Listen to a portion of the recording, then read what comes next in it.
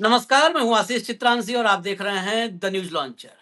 1000 से ज्यादा लोगों ने भागवत के खिलाफ विदेश मंत्रालय को, विदेश मंत्री को चिट्ठी लिखी है, साइन किया है। किस लिए? रोको इसे, बैन करो, वीजा रद्द करो। पूरी दुनिया में संघ भागवत भारत की छीछालेदर करा रहे हैं। अपनी करावे, हमें कोई लेना देना नहीं भाई, ये भारत की छीछालेदर करा रहे हैं। भारत से क्या बता के जा रहे हैं? हम जा रहे हैं दुनिया में डंका बजाने। और जहां जहां ये कदम रखने की तैयारी में हैं, वहां वहां सड़कों पर इनके खिलाफ विरोध नहीं हो रहा है। एक सामान्य विरोध होता है, चलो विरोध की कई वजह होती हैं। 4 आदमी कहे नहीं, अच्छा आदमी नहीं है, इसकी शक्ल अच्छी नहीं है, कुछ भी। इनके खिलाफ बाकायदे, जैसे हमारे देश में एलईडी वैन्स तैयार की जाती है ना, एलईडी वैन सरकार के विज्ञापनों के लिए, टैक्स पेयर्स का पैसा उड़ा करके, वैसे वहां लोग अपनी कमाई से एलईडी वैन्स पर इनके कारनामों का, इनके कुकर्मों का डेमोन्स्ट्रेशन कर रहे हैं, प्रदर्शन कर रहे हैं, दिखा रहे हैं कि ये आदमी जो आ रहा है हमारे देश में, ये आदमी कितना नफरती है, ये आदमी समाज के लिए, सामाजिक सौहार्द के लिए कितना खतरा है। ये विदेशों में प्रचारित किया जा रहा है। आप कल्पना कीजिए, एंट्री बैन करने की मांग हो रही है पूरी दुनिया में। क्या भागवत की महत्वाकांक्षा मोदी टाइप इन्हें भी अंदर से हुआ ना कि 12 साल से अकेले नरेंद्र मोदी हमारे ही भाई, हमारा तो अगर संघ और भाजपा के पदानुक्रम को देखा जाए तो भागवत तो मोदी जी के भी ऊपर विराजमान है। तो इनके भी भीतर कीड़ा वो दौड़ने लगा कि हमारा आदमी फर्जी वाला डंका पूरे दुनिया में बजा रहा है, तो हम फर्जी डंका काहे नहीं बजा सकते। उस चक्कर में पूरे देश मटिया मेट करवा रहे हैं ये लोग। हेमंत भाई को लाइए जरा, मैं कुछ चीजें बस दिखा करके और सीधा उन्हीं के हवाले करता हूं, क्योंकि वो लगातार इस पर नजर बनाए हुए हैं, अमेरिका से लेकर के कनाडा तक। स्वागत है हेमंत भाई। जरा भैया ले आओ, ट्वीट लाओ टीआरटी वर्ल्ड का पहले। More than 1,000 people in the US have written to Secretary of State Marco Rubio. विदेश मंत्री मार्को रूबियो को अमेरिका में 1000 से ज्यादा लोगों ने लिखा है। किस लिए? Calling for denial or revocation of a US visa for RSS chief Mohan Bhagwat ahead of his planned Madison Square Garden event. Medicine Square garden में जो कार्यक्रम होना है, उससे पहले उनका वीजा रद्द कर दिया जाए, वीजा कैंसिल कर दिया जाए। इसके लिए विदेश मंत्री से 1000 से ज्यादा लोग लिख चुके हैं, वहां गुहार लगा चुके हैं। वो भारत जैसी डेमोक्रेसी नहीं कि 1000 लोग क्या है। ये जो डेमोक्रेसी, जहां पे परिपक्व डेमोक्रेसी है, जर्मनी का उदाहरण मैं अक्सर देता हूं। 2 लोगों ने वहां पर इलेक्ट्रॉनिक वोटिंग मशीन के खिलाफ संवैधानिक अदालत का किवाड़ खटखटाया था, दरवाजा खटखटाया, जो कॉन्स्टिट्यूशनल कोर्ट है जर्मनी की। मात्र 2 लोग। सोचिए, भारत में तो 27 लाख को कह दिया कि अगली बार वोट दे देना, वहां 2 ही लोग गए थे सिर्फ, और 2 लोग कॉन्स्टिट्यूशनल कोर्ट गए, और कॉन्स्टिट्यूशनल कोर्ट ने जर्मनी में इलेक्ट्रॉनिक वोटिंग मशीन के इस्तेमाल पर प्रतिबंध लगा दिया। बंद हो गई 2010 में इलेक्ट्रॉनिक वोटिंग मशीन, ईवीएम बंद हो गई थी जर्मनी में, सिर्फ 2 लोगों की अपील पर।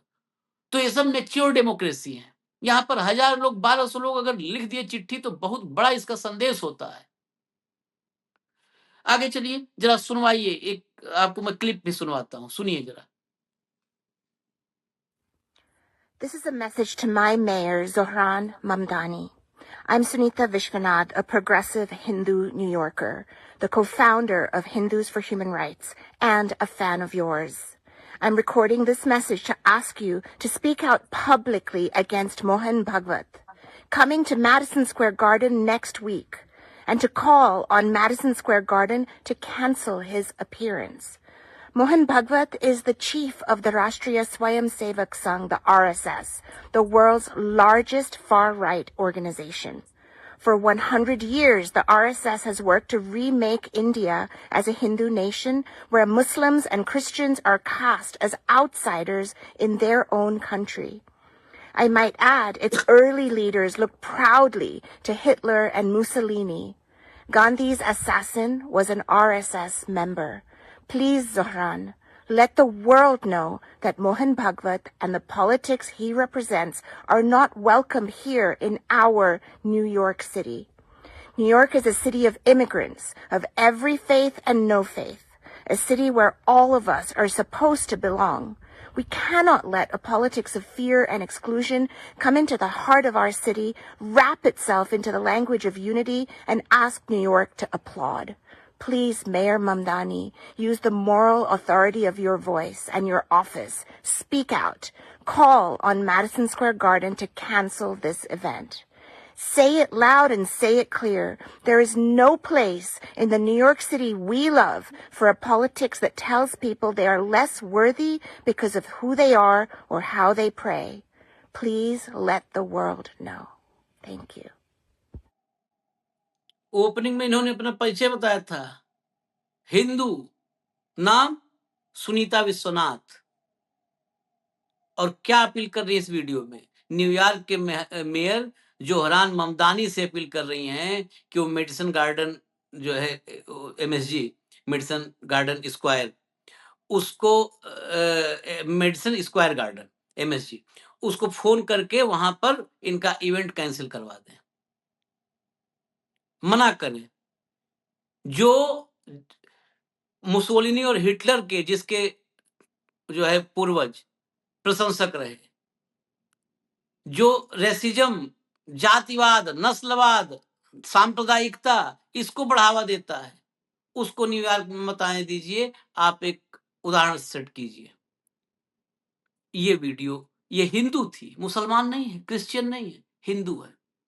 ठीक है। इसमें मैं आखिर में भी भारत के एक संपादक का एक ट्वीट भी लाऊंगा कि ये देखिए भारत के भीतर ये कैसा माहौल बनाए हैं, उसकी पुष्टि उसमें हो जाएगी। अगला लाइए। Been put into practice repeatedly, starting from the very first in 1948, when the RSS assassinated Mohandas Gandhi himself as the first act of terrorism in independent India.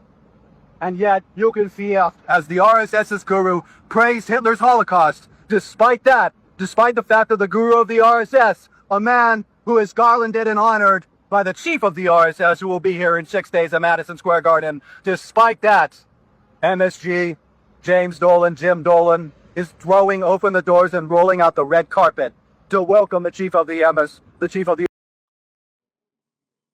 देख रहे हैं पीछे सब कुछ दिखा रहे हैं बकायदा कि ये गांधी की हत्या करने वाले सब हैं। भारत की इज्जत दुनिया में बापू ने बनाई थी, इज्जत गंवाने का काम ये सब कर रहे हैं, इज्जत पे पूरा कालिक पोतने का काम।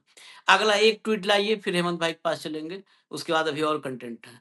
ये देखिए, sign petition Zohran Mamdani, stop Nazi inspired RSS from occupying Madison Square garden.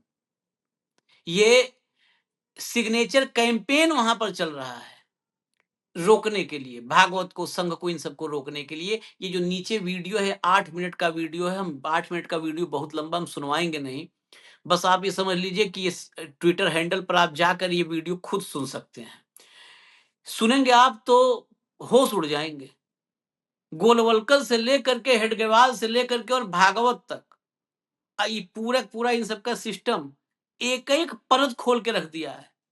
यहाँ लोगों को लगता क्या है कि जैसे भारत में गांव देहात कस्बे का आदमी, आम आदमी, पढ़ा लिखा आदमी, रिटायर्ड आदमी, करप्ट आदमी, ईमानदार आदमी, युवा, बुजुर्ग, सबको ये सब झांसा देते हैं, विदेश में भी लोगों को दे देंगे।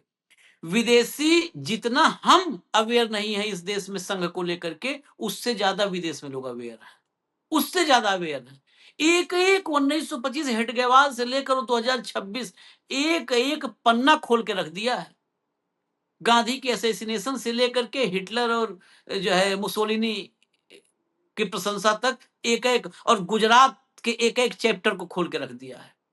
मैं यही चलूंगा, इसके आगे भी और भी कुछ चीजें हैं दिखाने के लिए। और एक मैं जो है पत्रकार संपादक, एक बहुत बड़े चैनल के संपादक का एक पोस्ट भी दिखाऊंगा इसके बाद, उससे देखिएगा कि ये संघ कैसा माहौल निर्मित करता है यहाँ पे। हेमंत भाई, वक्त हो गया दौरे का, और वहां देख रहे हैं भारत के कैसे डंका बज रहा है। आशीष भाई नमस्कार, आपको सारे दर्शक साथियों को भी। आपने लगातार ऑब्जर्व किया होगा पिछले 2-3 साल से आरएसएस बहुत डेस्परेट है अमेरिका के अंदर, यूरोप के अंदर अपनी रीच बढ़ाने के लिए। और मैंने एक शो भी किया था, अगर आपको ध्यान हो तो, आज से 4 महीने पहले, अगर मैं गलत नहीं हूं तो, कि वहां पर किस तरीके से लॉबिंग फर्म हायर की थी आरएसएस ने। याद है आपको? हमने शो किया था और उस पे जो पेमेंट हुई मिलियंस की, उसके ऊपर लेकर के सवाल उठे। और बाद में वहां पे इनके किसी स्वयं सेवक ने कह दिया कि नहीं नहीं, ये गलत हो गया था और ये मैंने पेमेंट की है। आप ध्यान रखिएगा। तो वो जो आउटरीच का ही खेल था वो भी। मोदी सरकार भी पहली सरकार ऐसी है कि एम्बेसी और सब कुछ होने के बावजूद वहां लॉबिंग फर्म्स हायर कर दिया, जैसे कभी पाकिस्तान जैसे छोटे मोटे देश करते थे। आजकल जो ट्वीट आते हैं ना उधर से, ये सारे लॉबिंग का परिणाम है। और आरएसएस को भी मैंने इस पे स्पेशल शो किया था कि कैसे आरएसएस को क्या जरूरत पड़ेगी अमेरिका में लॉबिंग की। फिर पकड़े गए और फिर सारे का सारा खेल पलट दिया कि नहीं, ये तो किसी इंडिविजुअल का था और वो आरएसएस का कुछ नहीं था, ये वो काफी सवाल उठे थे इस पे। अब ये जो मुद्दे की बात है ये है कि मेडिसन स्क्वायर गार्डन जो है, ये न्यूयॉर्क के अंदर मैनहट्टन में है। ये वही जगह है जहां पर मोदी जी का भी डंका बजवाया गया था एक बार, अगर आपको ध्यान हो तो। डंका बजाने के माहिर है, तो अब मोहन भागवत उनसे पीछे कैसे रहे? वो तो उनका जो पितृ संगठन है उसके मुखिया है एक तरीके से। तो इनका बेसिकली एक तो ज्यादा टेम्परेचर इसलिए भी बढ़े हुए हैं कि वहां पर जौहर ममदानी वहां पर मेयर है और उनके जो क्रेडेंशियल्स वो सेक्युलर क्रेडेंशियल्स है। तो ऐसे मेयर से उम्मीद भी ज्यादा की जाती है कि भाई वो इस तरह की इवेंट को रोक दे और कर दे। लेकिन मेरा व्यक्तिगत तौर पर, क्योंकि अमेरिका का जो एक्सपीरियंस है, इवेंट को तो नहीं रोका जाएगा। ठीक, वहां पर सबको अपनी बात कहने का अधिकार है शांतिपूर्ण ढंग से। ये वो सारा वो मोदी वाला स्टाइल नहीं है कि नस्तर गड़वा देंगे, बॉर्डर लगवा देंगे और दिल्ली में आने देंगे, उस टाइप की चीज तो नहीं है। लेकिन इस सारे खेल में आरएसएस बहुत बुरे तरीके से इंटरनेशनली एक्सपोज हो रहा है। चाहे वो अमेरिका की बात हो, चाहे कनाडा की बात हो, चाहे वो यूके की भी बात हो। इनको यूके भी जाना है और हो सकता है वहां पर बड़े पैमाने पे नारेबाजी भी हो इनके कार्यक्रम के दौरान, जिस तरह की तैयारी है वहां पे। तो अमेरिकी दौरे का मुख्य विरोध जो है वो वहां की संस्था के जो सदस्य हैं, यूएससीआईआरएफ, उसके सदस्य और अमेरिका आधारित एडवोकेसी समूहों द्वारा लगातार किया जा रहा है। दौरा 25 अगस्त से लेकर के शुरू होगा। इसमें 29 अगस्त को न्यूयॉर्क में मेन इवेंट है, जिसको यूनिवर्सल वननेस सेलिब्रेशन का नाम दिया गया है, जो मेडिसन स्क्वायर गार्डन में होगा। शताब्दी वर्ष का जो वैश्विक संपर्क है, आउटरीच, वर्ल्ड आउटरीच, उसका हिस्सा है। तो जो मैंने आपको कहा यूएस से है, बेसिकली ये US commission on international religious freedom, इसका छोटा नाम मैंने बताया आपको। और इसके अध्यक्ष जो है आसिफ महमूद और कमिश्नर जॉन मिल्स हैं। उन्होंने सार्वजनिक रूप से इसका विरोध किया है, सार्वजनिक तौर पर। एक तो होता है ना चोरी छुपे। और उन्होंने अमेरिकी सरकार से लिखित में कहा कि आरएसएस के नेताओं को उच्च स्तरीय शिष्टाचार न दिया जाए, प्रोटोकॉल ना दिया जाए, बल्कि धार्मिक स्वतंत्रता का उल्लंघन के आरोप वाले आरएसएस सदस्यों पर सैंक्शंस लगाए जाए। उल्टा, instead of welcoming you, you should be sanction. और इसमें तमाम तरह के संगठन हैं, अकेला ये नहीं, इसके अलावा भी संगठन है। इसमें अमेरिका बेस्ड संगठन जो है Indian American Muslim Council, IAMC, Hindus for Human Rights, HHR, और Council on American Islamic Relation, CAIR, ये सारे के सारे समूह इस दौरे का और मेडिसन स्क्वायर गार्डन का जो कार्यक्रम है उसका एक्टिव विरोध कर रहे हैं, बयानबाजी के जरिए भी और फिजिकल प्रेजेंस के जरिए भी सड़कों के ऊपर। आईएमसी ने तो वीजा रद्द करने और कार्यक्रम रद्द करने की भी मांग की है। और रिपोर्ट के अनुसार सैकड़ों लोगों ने अमेरिकी विदेश विभाग को पत्र लिखे, अलग अलग इंडिपेंडेंट पत्र लिखे। कुछ रिपोर्टों में तो यह भी कहा गया कि कनाडा में लगभग 40 संगठनों द्वारा इसको भागवत को प्रवेश न देने की मांग की गई है। न्यूयॉर्क में कुछ एक्टिविस्ट मेडिसन स्क्वायर गार्डन को कार्यक्रम रद्द करने और स्थानीय अधिकारियों से निंदा की अपील करके सक्रिय विरोध करने की बात कर रहे हैं। और वो विरोध किस बात पे कर रहे हैं, दैट इज इंपॉर्टेंट। विरोध कर क्यों रहे? विरोध कर रहे एक पार्ट है, किस बात पे कर रहे हैं कि विरोध करने वाले पक्ष आरएसएस और उसके सहयोगी संगठनों पर आरोप लगाते हैं। नंबर 1, वे भारत में धार्मिक अल्पसंख्यकों, मुख्य रूप से मुस्लिम और ईसाई के खिलाफ हिंसा, असहिष्णुता और हमलों से जुड़े रहे। ये उनका सरेआम आरोप है, चिट्ठियों में लिखा है उन्होंने बाकायदा अमेरिकन एडमिनिस्ट्रेशन को। आरएसएस को अम्ब्रेला संगठन बताते हुए उसके सब ग्रुप्स पर अल्पसंख्यकों के खिलाफ हमले का आरोप लगाया गया है। और प्रधानमंत्री का नाम आपको पता है, प्रधानमंत्री तो बड़ी शान से कहते हैं कि मैं आरएसएस का स्वयंसेवक हूं। जो यूएससीआईआरएफ है उसने पहले भी आरएसएस पर लगातार टारगेटेड प्रतिबंध लगाने की मांग की थी, जिसमें वीजा पर बैन लगाने की बात है और उनकी प्रॉपर्टी सीज करने की बात है, उसकी भी सिफारिश की है। क्यों? क्योंकि अल्पसंख्यकों के खिलाफ एक्सट्रीम वायलेंस और इंटॉलरेंस का जिक्र उन्होंने इस रिक्वेस्ट में किया है कि ये इस तरह की चीज करते हैं। और ये समूह इस धार्मिक स्वतंत्रता, फ्रीडम ऑफ रिलीजन और बिलीफ के मुद्दे के रूप में भी उन्होंने पेश किया है उस चिट्ठियों के दौरान, और कहा है कि ऐसे नेता को सम्मानित मंच नहीं मिलना चाहिए। विरोध जो है वो मुख्य रूप से धार्मिक स्वतंत्रता और अल्पसंख्यक अधिकारों के आरोपों पर आधारित है, जबकि समर्थक इसे राजनीतिक रूप से प्रेरित बताते हैं। जो आरएसएस का इकोसिस्टम है, जो आपके पोमेरियंस हैं, वो सारे के सारे इस चीज को कहते हैं। बेसिकली ओवरऑल जो परिस्थिति है कि जितना ये वहां पर जाके आउटरीच करने की कोशिश कर रहे हैं, उससे कहीं ज्यादा आशीष भाई काउंटर होगा, इसका उल्टा होगा। देखिए, एक बात आपको समझनी पड़ेगी। आपको ध्यान है, मैं लास्ट ईयर गया था यूएस के अंदर, और न्यूयॉर्क के अंदर ही वो गुजराती स्ट्रीट थी जिसका मैंने एक कार्यक्रम में जिक्र भी किया था। आपने, मैंने लाइव ही किया था वहां न्यूयॉर्क से, याद होगा आपको। तो आज की तारीख में ट्रंप जिस रास्ते पे है ना, वो अमेरिका के सर्वनाश का रास्ता तो है ही। ये न्यूयॉर्क शहर हमेशा इमिग्रेंट्स का शहर माना जाता है, और ट्रंप जिस रास्ते पे चल रहा है कि वो 2 लाख के आसपास तो वीजा ऑलरेडी कैंसिल कर चुका है, और अगर आपने आज की खबर देखी हो तो 2 लाख वीजा और कैंसिल करने वाला है। तो मैं जब वहां जो गुजरात स्ट्रीट जो मैंने बताई थी आपको, वहां गया तो मैक्सिमम लोग वहां गुजरात के ही साथी। उन सब का जो सवाल था वो मैंने आपको लाइव वहां से शेयर किया। इस तरह की इवेंट्स अगर आप करोगे, देखिए ट्रंप के एडमिनिस्ट्रेशन में, क्योंकि वो भी पता है आपको राइट विंग है, वो भी चाहता है मोदी जी के साथ उसके तमाम तरह की जो भी चीजें हैं, वो भी राइट विंगर है, ये आरएसएस भी राइट विंगर है। इसको अगर आप छोड़ दें, इसके अलावा जितनी सारी चीजें, वो सारे भारतीयों के खिलाफ जाएंगे। जो लोकल पॉपुलेशन है वो बहुत अवेयर पॉपुलेशन है वहां की, अमेरिकन।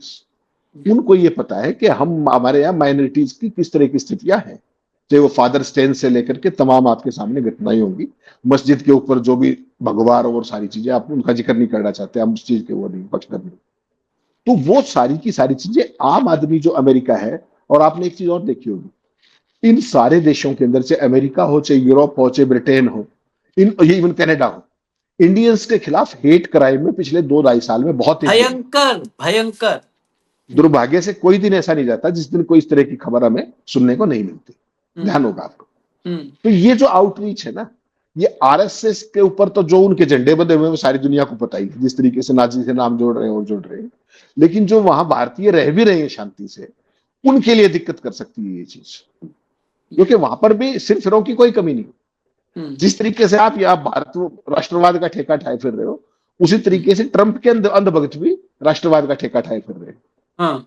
उससे जो हमारा, जो वहां पर जो हमारे जो वीजा होल्डर्स लोग हैं, हमारे स्टूडेंट्स हैं, हमारे व्यापारी हैं, हमारे सॉफ्टवेयर प्रोफेशनल्स हैं, आपको याद है ट्रंप ने क्या कहा था कि लैपटॉप वाले आतंकवादी भारत से आते हैं? याद होगा ना आपको, इस तरह के डायलॉग वो दे चुका है। तो ऐसी सूरत के अंदर जो आरएसएस का चाल चरित्र और चेहरा है, उसका उस फ्री सोसाइटी के अंदर विरोध होना स्वाभाविक है। एक मोदी जी की शब्दों में आपको हो तो वहां पर जो लोग विरोध कर रहे हैं मोहन भागवत के दौरे का, ये सारे आउटरीच का, वो वही दिमागी नक्सल है। ट्रंप वाले विरोध नहीं करेंगे। ट्रंप वालों का तो एक सूत्री कार्यक्रम है कि भारतीयों को भगाओ यहां से। मोदी जी ट्रंप का डंका बजाते रहते हैं। कल उसने, एम्बेसडर ने बजाया था मोदी जी का डंका, याद होगा आपको, आपने कार्यक्रम भी किया था कि भाई एक ही रिक्वेस्ट थी कि सवाल नहीं लेंगे बस। ठीक है ना, डंका ही होता है ये भी। और आज भारत सरकार ने उसका स्पष्टीकरण भी दिया है बड़ा अद्भुत, कि ट्रंप बड़े मनमौजी हैं, इसलिए हमने थोड़ा सा अवॉइड किया। मनमौजी शब्द मतलब जेब बिठा रहे हैं या देश का जुलूस निकलवा रहे हैं।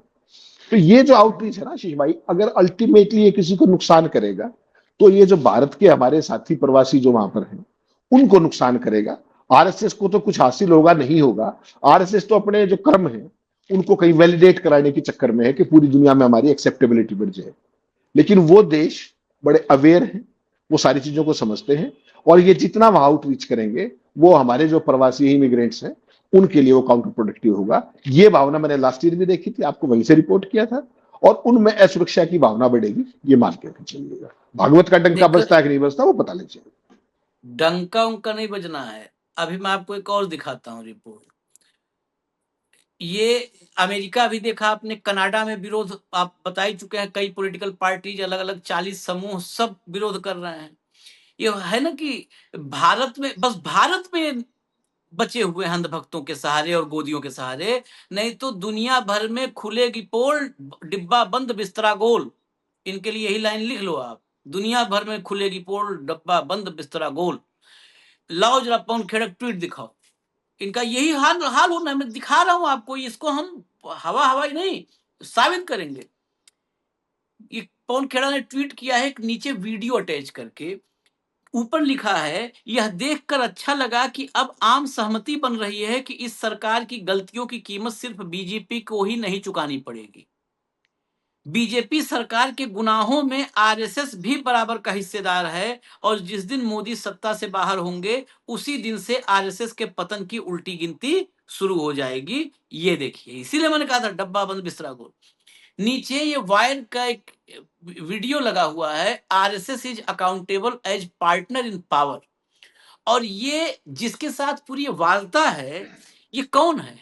ये भारत का कोई गोदी वोदी नहीं बैठा है, ये है क्रिस्टोफ जेफरलेट। ये फ्रेंच पॉलिटिकल साइंटिस्ट है, ठीक है, फ्रांस का राजनैतिक पंडित। ये बता रहा है कि आरएसएस भी जो बीजेपी के सरकार के कुकर्म हैं उनकी सजा पाएगी आरएसएस भी। यानी इसका मतलब एक लाइन में अगर कहें, जिस दिन सत्ता से भाजपा जाएगी, भाजपा का अंत अकेले नहीं होगा, भाजपा और संघ इन दोनों का सदा के लिए अंत हो जाएगा, ये मानिए आप। और वो इस देश की तरक्की के लिए जरूरी भी है। अब क्यों जरूरी है, एक और फोटो आपको दिखा करके फिर हेमंत भाई के हवाले फिर कर दूंगा। ये राहुल शिवशंकर, बहुत पसंद है पत्रकार ये हेमंत भाई को, ठीक है, इसको इसको जरा पढ़ लो, इसको पढ़ो। कल हमने एक कार्यक्रम किया था, इसीलिए और भी मैं लाया। क्या लिख रहा है, सुप्रीम कोर्ट के जज प्रसन्ना वाराले, कुंभ मेले पर खर्च हुए 0.1%, कुंभ मेले पर हुए खर्च का 0.1% हिस्सा भी 125 मराठी स्कूलों को बचा सकता था। ये उस स्टेटमेंट को एज इट इज लिखा है कि सुप्रीम कोर्ट के जज प्रसन्न वराले का स्टेटमेंट है, कल हमने कार्यक्रम किया था, कि कुंभ मेले का जो खर्च है उसका 0.1% 125 मराठी स्कूलों को बचा सकता था। अब आगे ये इस पर अपने विचार लिख रहा है, और ये पत्रकार है, इसको तो होना चाहिए था किसी बजरंगी उजरंगी के साथ। इस तरह की अच्छाई दिखाने वाली बातों की तारीफ एक बहुत बड़ी और गहरी बात कहकर की जाएगी, समझिएगा, बहुत बड़ी और गहरी बात। लेकिन हिंदू आस्था और शिक्षा के बीच एक झूठा विकल्प क्यों खड़ा किया जा रहा है? हिंदू आस्था और शिक्षा के बीच एक झूठा विकल्प। धर्म परिवर्तन की गतिविधियों के लिए हर साल भारत में करोड़ों रुपए आते हैं, हर साल करोड़ों रुपए आते हैं। क्या वही लोग यह मांग करते हैं कि इस पैसे का इस्तेमाल स्कूल बनाने में किया जाए? नहीं। जाहिर है समस्या तभी शुरू होती है जब खर्च किसी धार्मिक त्योहार पर किया जाता है, हिंदू धार्मिक त्योहार पर। अगर मराठी स्कूल बंद हो रहे हैं तो पूछिए कि वो क्यों बंद हो रहे हैं और उन ढांचागत समस्याओं को ठीक कीजिए। ठीक है, हटा दीजिए, हटा दो अब इसको हटा दो, इतना बहुत हो गया इसके लिए। इससे जाहिल, कुपड़, घटिया, ये शायद शब्द सोच के बोल रहा हूं, जहां मन करेगा चल बहस कर ले।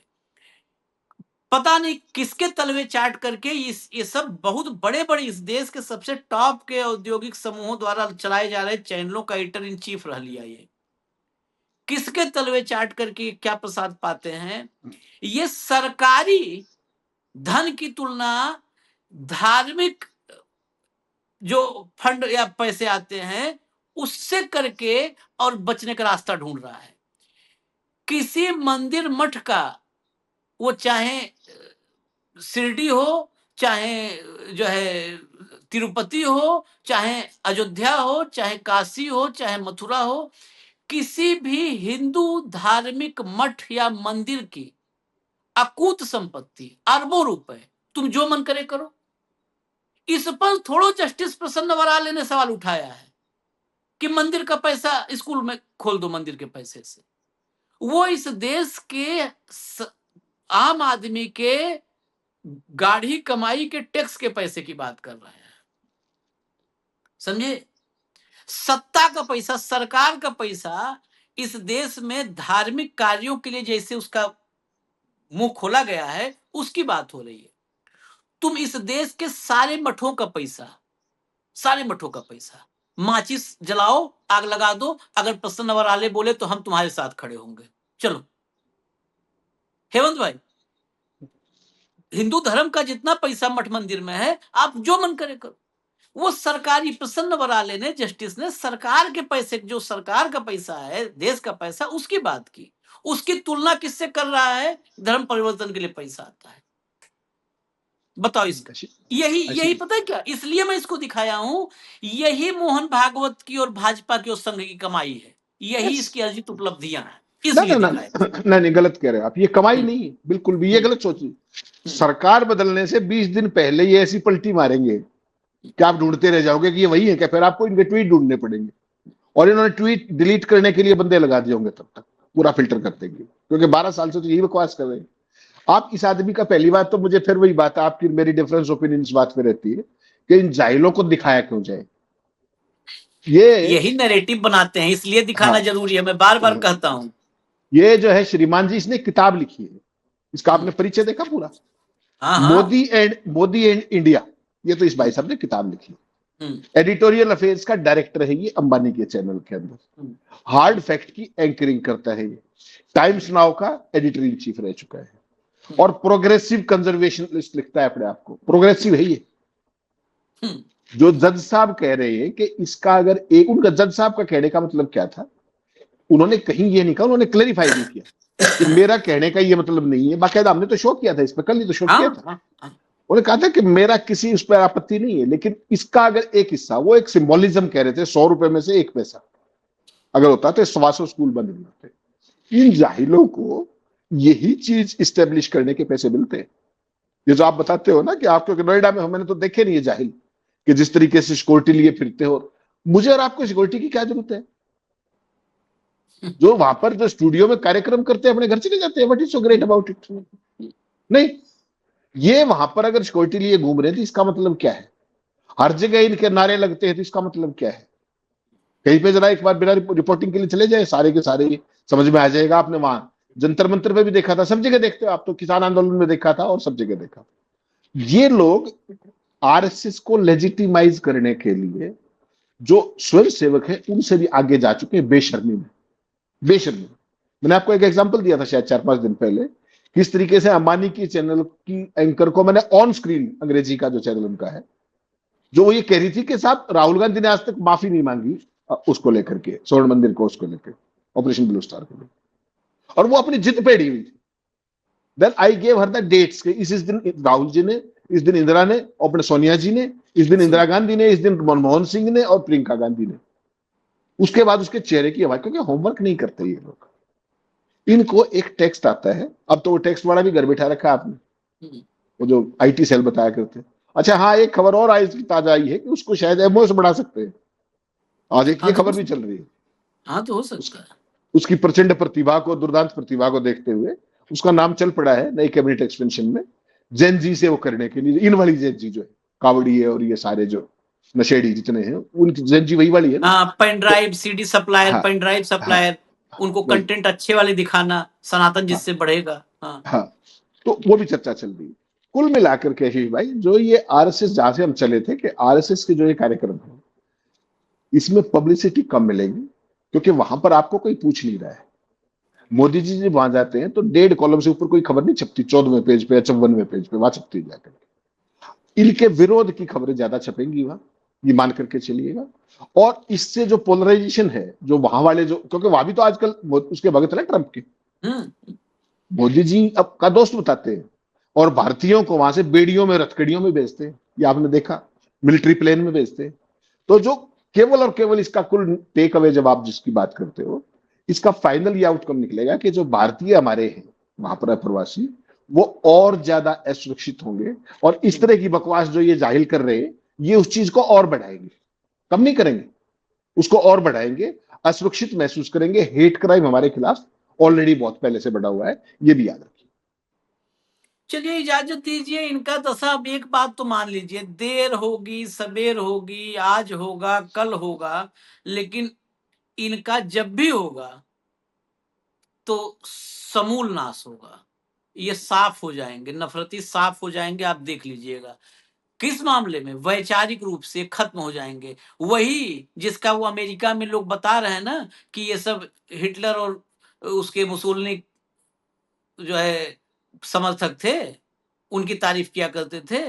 तो जैसे वो सब एकदम भाप बन के उड़ गए धरती से, वैसे ही भाप बन के उड़ेंगे लोग भी। देखिएगा, इनके विचार नफरती विचारों के समय है, उसके बाद उस मियाद जैसे ही पूरी होगी, भाप बन के उड़ जाएंगे। इजाजत दीजिए हमें, हम फिर आएंगे।